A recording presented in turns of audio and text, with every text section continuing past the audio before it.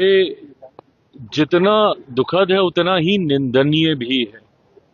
ऐसे में कमिश्नर साहब से भी बात हुई है और आज क्योंकि मैं पिछले 2 दिन से बिहार में ही हूं और हमारे पार्टी के सांसद कमेटी टूर पे थे, पर वो टूर को आधा छोड़कर आज शाम तक वो पीड़ित परिवार से मिलेंगे।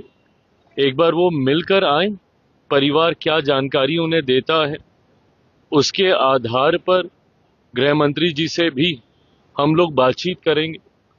इस बात को कतई ही बर्दाश्त नहीं किया जाएगा कि बिहारी होने की वजह से किसी की जान ले ली जाए।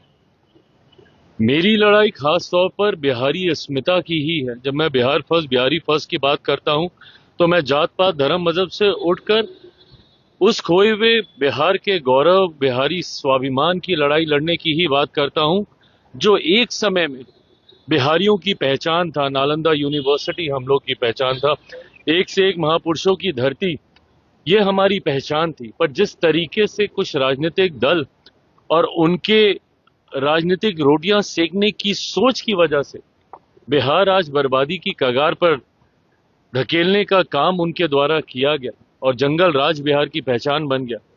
ऐसे में पुनः कैसे बिहारियों का गौरव स्वाभिमान लेकर आए, इस दिशा में तो हम लोग बिहारी फर्स्ट के माध्यम से मुहिम चलाने का काम कर ही रहे हैं। पर हाँ, दूसरे राज्यों में भी बिहारियों का संरक्षण हो, ये जिम्मेदारी भी हम लोग की बनती है।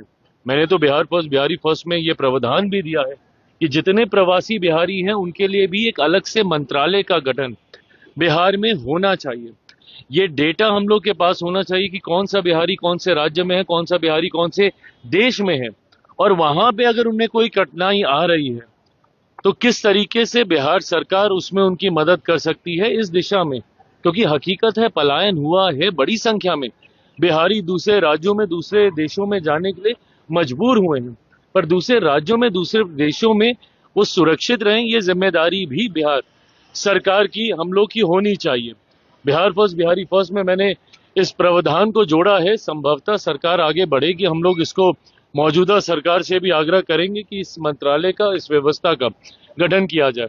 पर जिस तरीके से एक पुलिसकर्मी के द्वारा ये पूछते ही कि आप कौन से राज्य से हैं और ये कहना कि बिहारी हैं और सीधा उनको गोली मार दी जाती है, इसको कतई बर्दाश्त नहीं किया जाएगा।